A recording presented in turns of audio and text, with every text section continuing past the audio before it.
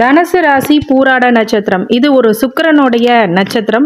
தசா புத்தி காலங்கள் பார்த்தீங்கன்னா 20 வருட காலங்கள்.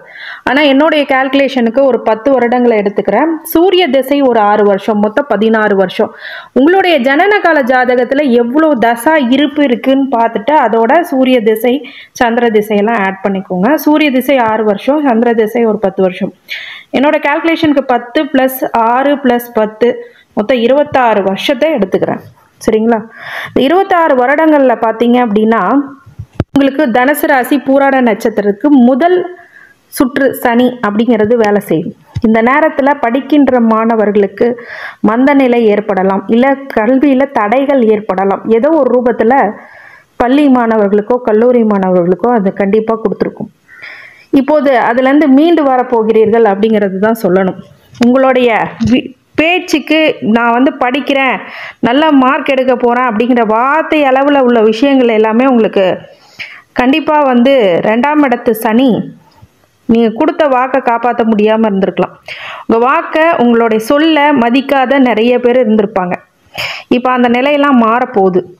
அதே மாதிரி சுகஸ்தானத்துலேயும் சனி பார்க்கறதுனால ஏதோ கஷ்டப்பட்டுட்டே இருக்க மாதிரி இருக்கும், ஆனால் பயன் இல்லை அப்படிங்கிறத நீங்கள் கண்டிப்பாக இந்த காலகட்டத்தில் உணர்ந்திருப்பீங்க. அதே மாதிரி உங்கள் தாயாருடைய வாக்குவாதங்களில் ஈடுபட்டு குடும்பத்தில் ஒரு நிம்மதி இல்லாத போக்கு, குடும்பத்தை விட்ட பிரிவு, தாயை விட்டு பிரிவு, இல்லை தாய்க்கு ஆரோக்கிய கேடு, தாய்க்கு ஏதோ ஒரு வகையில் ஒரு பிரச்சனைகளை கொடுத்துருக்கும். அதே மாதிரி தந்தையார் இப்போ சூரிய திசையிலே இருக்கிறீங்கன்னு வச்சுக்கோங்களேன். ஒரு 16, 10, 11 வயசுக்கு மேலே சூரிய திசையிலே இருக்கீங்கன்னா இந்த 7.5 சனி அவ்வளோ சாதாரணமாக விடாது. சூரிய திசையிலும் சந்திர திசையிலும் ஒரு வழியாக வறுத்து எடுத்துருக்கோன்னு கூட சொல்லலாம். அந்த அளவுக்கு நஷ்டங்களை இந்த 7.5 வருட காலங்கள் உங்களுக்கு கண்டிப்பாக இருக்கும். வாகனத்தில் விபத்து, வண்டி வாகனத்தில் விபத்து அப்படிங்கிறதெல்லாம் ஏற்பட்டிருக்கும். இப்போது அது எப்படி மாறப்போகுது அப்படின்னா உங்களுக்கு கண்டிப்பாக வண்டி வாகனத்துலேருந்து ஒரு சில விஷயங்கள்லேருந்து மாறுபட்டு இப்போ உஷாராக ஆகக்கூடிய நிலைமை, எச்சரிக்கையாக இருக்கக்கூடிய நிலைமையில் வந்திருப்பீங்க.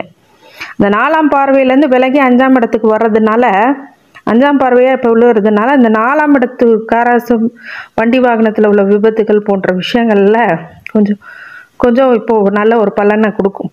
அதே மாதிரி ஏற்கனவே அஷ்டமஸ்தானத்தை பார்க்கும்போது 8ஆம் இடத்து சனியை பார்க்கும்போது முன்னாடி இருக்கும்போது என்ன பார்த்தீங்க அப்படின்னா பாஸ்ட் லைஃப்பில் இப்போது நடந்து முடிஞ்ச விஷயங்களில் 7.5ல் பார்த்தீங்கன்னா சில பேருக்கு நம்பி கொடுத்த காசை திரும்பி வந்திருக்காது. அந்த மாதிரி விஷயங்கள்லாம் இருந்திருக்கும். கவர்மெண்ட் வேலைக்காக பண்ணியிருந்தேங்க, கவர்மெண்ட் வேலைக்காக காசு கொடுத்து ஏமாந்துட்டேங்க, ஒருத்தவங்ககிட்ட பணம் கொடுத்து ஏமாந்துட்டேங்க, நிறைய பணத்தை போட்டு இன்வெஸ்ட்மெண்ட்டில் நான் அளந்துட்டேங்க அப்படிங்கிற விஷயம் எல்லாமே இந்த ஜாதகக்காரங்களுக்கு இருந்திருக்கும். அதே மாதிரி 11ஆம் இடத்து சனி பார்க்கும்போது லாபத்தை கொடுக்கக்கூடிய, இந்த தொழிலில் லாபத்தை கொடுக்கக்கூடிய, அவங்கள புதுசாக தொழில் ஆரம்பிச்சிருந்தீங்கன்னா அந்த தொழிலில் லாபமே இல்லாத நிலைமையெல்லாம் வந்திருக்கும். குரோத் கண்டிஷன்லேயே இருந்திருக்கும். அதில் என்ன பண்ணலாம் ஏது பண்ணலான்றது கொஞ்சம் குழப்பமாக இருந்திருக்கும். இந்த மாதிரி இந்த 4, 8, 11 பாவகத்தை பார்க்கும்போது இந்த மாதிரி விஷயங்கள்லாம் நடந்திருக்கும். இதில் சூரிய சந்திர திசையை மட்டும் மீட் அவுட் பண்ணும்போது பிறக்கும் போது நல்லா பிறந்திருப்பீங்க, எல்லா விஷயங்களும் சௌகரியங்களும் உங்கள் அம்மா அப்பாவுக்கு நல்லது நடந்திருக்கும். சூரிய சந்திர திசையை மீட் அவுட் பண்ணும்போது தான் எல்லா பிரச்சனையும் வந்திருக்கும். இதில் என்ன ஒரு விஷயம்னா இதில் 50% உங்கள் அம்மா அப்பாவுக்கும், மீதி 50% உங்களுக்கும் கண்டிப்பாக வந்திருக்கும்.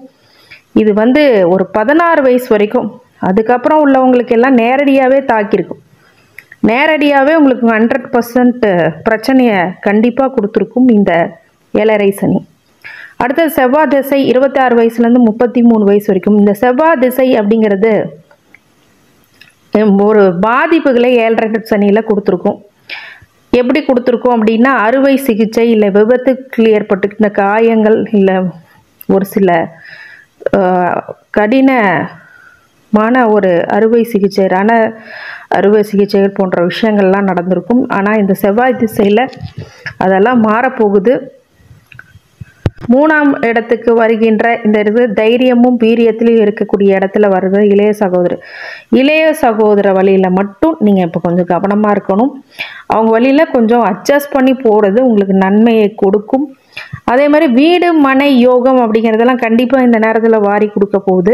அதில் எந்த மாற்றம் இல்லை. ஏன்னா 4ஆம் இடத்துலேருந்து நகர்ந்த 5ஆம் பார்வையை பார்க்கறதுனால, 5ஆம் பாவகத்தை பார்க்கறதுனால உங்களுக்கு வீடு மனை யோகம் வண்டி அப்படிங்கிறதுல புதுசு புதுசாக அமைஞ்சிரும்.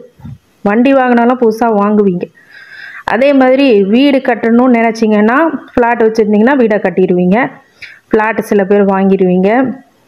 சில பேர் சகோதர வழியில் மட்டும் கொஞ்சம் கவனமாக இருக்கக்கூடிய காலகட்டம் அப்படின்னு மட்டும் சொல்லலாம்.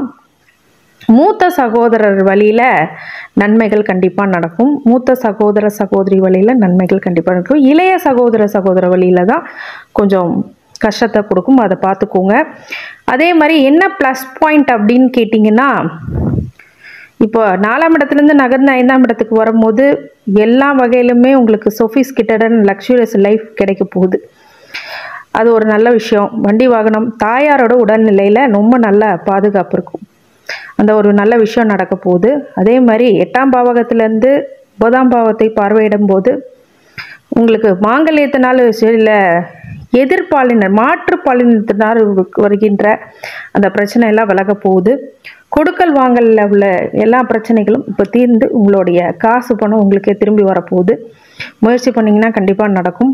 அதே மாதிரி 11ஆம் இடத்துலேருந்து விலகி 12ஆம் இடத்துக்கு வரும்போது மூத்த சகோதர சகோதரி வழியில் இருந்த பிரச்சனைகள் யாவும் தீர்ந்து சுமூக நிலைக்கு வரக்கூடிய நிலைமை அப்படிங்கிறது செவ்வாய் திசையில் நடக்கும்.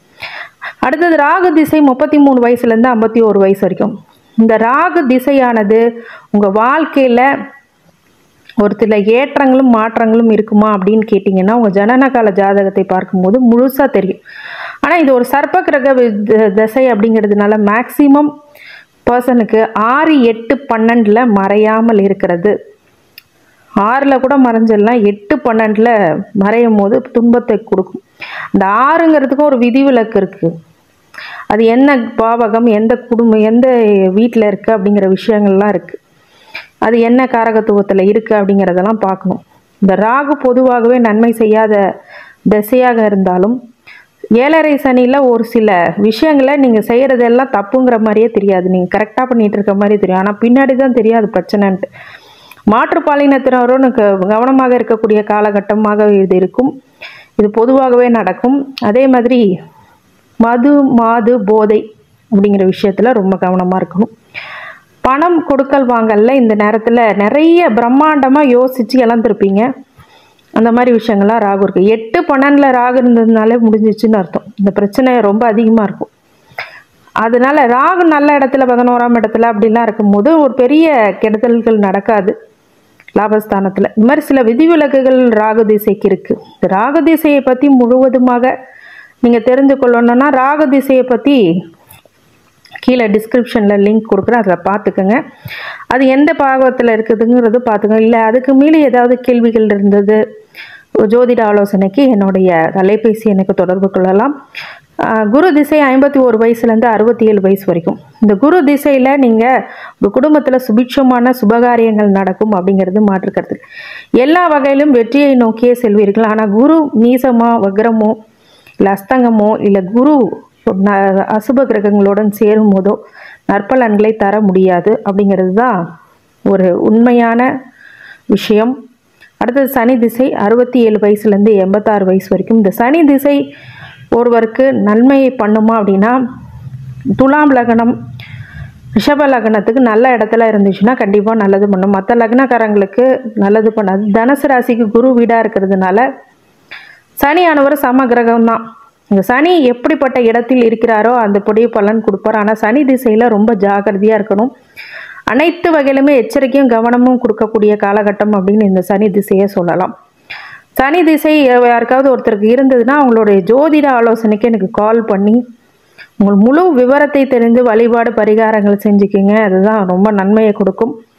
அடுத்தது புதன் திசை 56 வயசுலேருந்து 103 வயசு வரைக்கும். புதன் அஸ்தங்கமாகாமலோ மறையாமலோ இருந்தால் அந்த திசையானது முழுமையாக நன்மையை கொடுக்கக்கூடிய திசை அப்படின்னு சொல்லலாம்.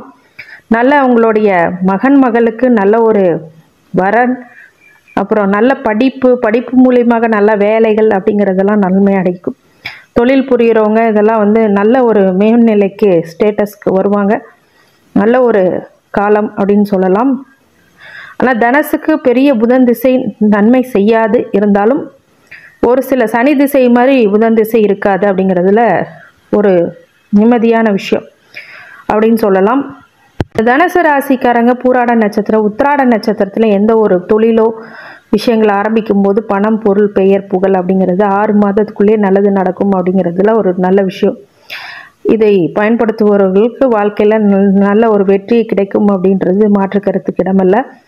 அதே மாதிரி வழிபாடுகளாக நீங்கள் சனி பயிற்சி அன்றைக்கு தலையில் எண்ணெய் வைத்து குளித்து பக்கத்தில் இருக்க சிவபெருமான் கோயிலுக்கோ சனீஸ்வரன் கோயிலுக்கோ சென்று ஆஞ்சநேயர் வழிபாடும் பண்ணிட்டு புது துணி மாற்றிட்டு போங்க. ரொம்ப நன்மையை நடக்கும். நல்ல ஒரு புது வாழ்க்கை உருவாகும். புது விஷயங்கள் நடக்கும். பிரம்மாண்ட வெற்றியை நோக்கி இருக்கும். குலதெய்வத்தையும் வணங்குங்கள். தொடர்ந்து இந்த தனுசு ராசிக்காரங்க பூராட நட்சத்திரம் அனைத்து ஐஸ்வர்யங்களும் அவங்களுக்கு சகல சௌபாக்கியங்களும் மன நிம்மதியும் ஆரோக்கியத்தையும் கொடுக்க வேண்டும் என்று என் பெருமான் மகா ஈஸ்வரனை வேண்டி வணங்குகின்றேன். வாழ்க வளமுடன். திருச்சிற்றம்பலம்.